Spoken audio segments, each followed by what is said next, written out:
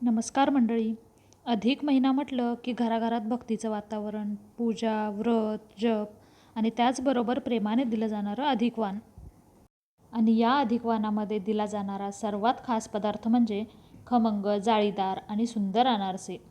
पूर्वी आपल्या आई, आजी अगदी प्रेमाने घरच्या घरी अनारसे बनवायच्या आणि अधिक महिन्यात वाणासोबत हे अनारसे दिले की त्याला खूप शुभ मानलं जायचं. पण आजकाल अनेक जणी म्हणतात अनारसे जमत नाहीत, तेलात पसरतात, जाळी पडत नाही किंवा कडक होतात. म्हणूनच आजच्या या खास व्हिडिओमध्ये मी तुम्हाला सांगणार आहे अधिक महिन्यासाठी अगदी परफेक्ट, पारंपरिक आणि हमखास जमणारे खुसखुशीत जाळीदार अनारसे. जर तुम्हाला अशाच पारंपरिक, सणासुदीच्या आणि महाराष्ट्रीयन रेसिपीज आवडत असतील तर आपल्या चॅनलला नक्की सबस्क्राईब करा. सर्वात आधी इथे आपण जाडा किंवा रेशनचा तांदूळ अर्धा किलो इतक्या प्रमाणात 2 ते 3 वेळेला पाण्याने स्वच्छ धुवून घेतला. आता हे तांदूळ 3 दिवस भिजत ठेवायचे आहेत आणि रोज किमान एकदा तरी पाणी बदलून तांदूळ पुन्हा धुवायचे. यामुळे तांदळाला कुठलाही वास येत नाही आणि अनारसे हलके व खुसखुशीत होतात. 3 दिवस पूर्ण झाल्यावर चौथ्या दिवशी तांदूळ स्वच्छ धुवून घेतले.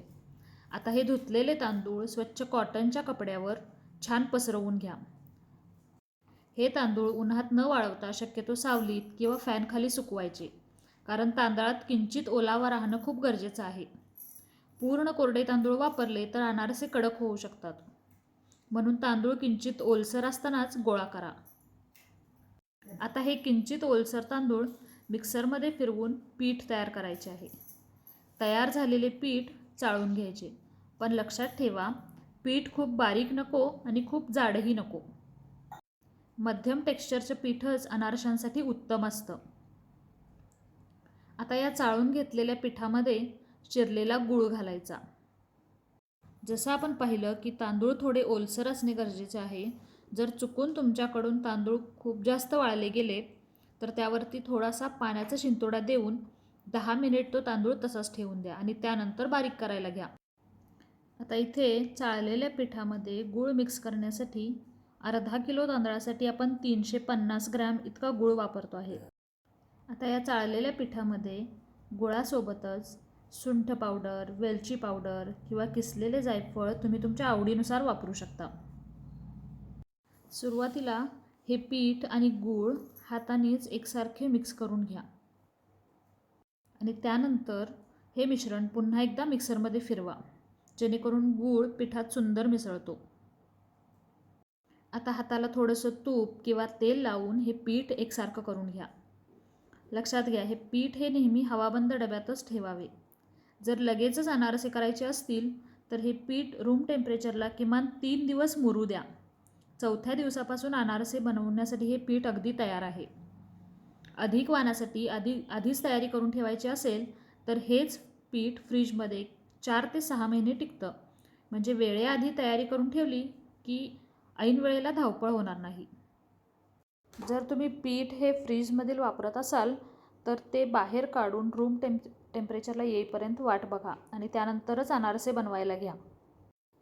तयार पिठाची कन्सिस्टन्सी जर का इथे व्हिडिओमध्ये दाखवल्याप्रमाणे नसेल आणि ते पीठ तुम्हाला खूप जास्ती कोरडं वाटत असेल तर थोडासा तुपाचा हात किंवा दुधाचा थोडासा शिंतोडा मारून ते पीठ अगदी एकसारखं मऊ करून घ्या. जसं तुम्ही पाहू शकता आपलं अनारसाचं पीठ तयार आहे. चला तर मग अनारसे बनवायला घेऊया. सर्वात आधी तयार पिठाचे छोटे छोटे गोळे करून घ्या. सगळे गोळे आधीच तयार करून ठेवले तर अनारसे थापताना साईज एकसारखा राहतो आणि कामही खूप पटकन होतं. तुम्ही लिंबा एवढे किंवा छोट्या मोदका एवढे गोळे करू शकता. अनारसे थापताना आपल्याला खसखसची गरज पडणार आहे, त्यामुळे इथे आपण वाटीमध्ये 25 ग्रॅम होईल इतकी खसखस घेतलेली आहे.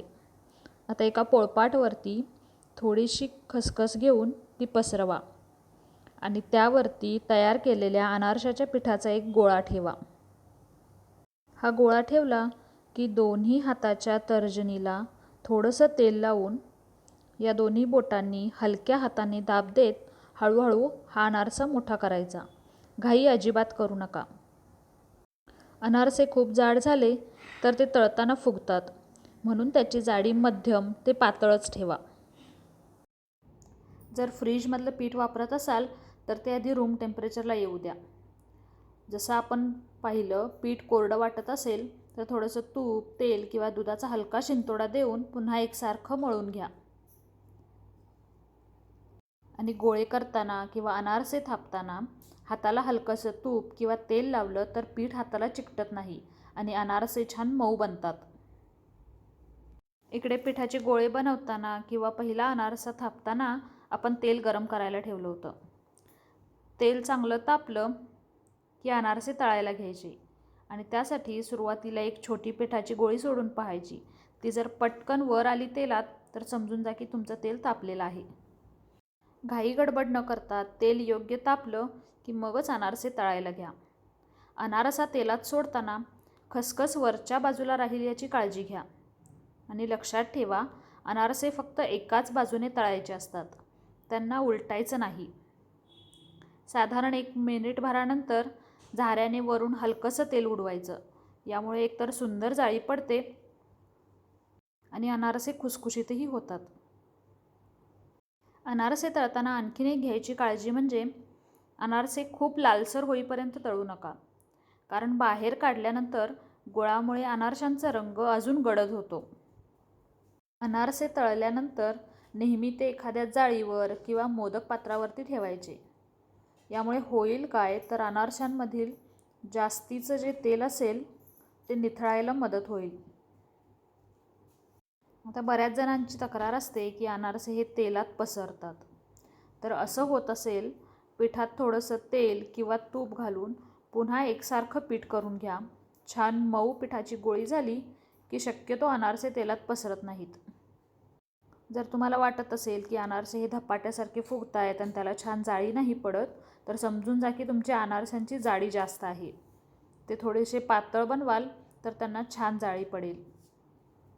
आणि म्हणूनच अनारसे थापताना ते मध्यम किंवा पातळ जाळीचे थापणे आणि एकाच बाजूने तळणे अतिशय महत्त्वाचे आहे. पाहताय ना, एकूण अनारसा अगदी सुंदर, जाळीदार आणि खमंग बनला आहे. अधिक महिन्याच्या वाणामध्ये असे घरगुती पदार्थ दिले की त्यामध्ये प्रेम, परंपरा आणि आपुलकी सगळंच जाणवतं. तुम्हीही या अधिक महिन्यात ही रेसिपी नक्की ट्राय करा.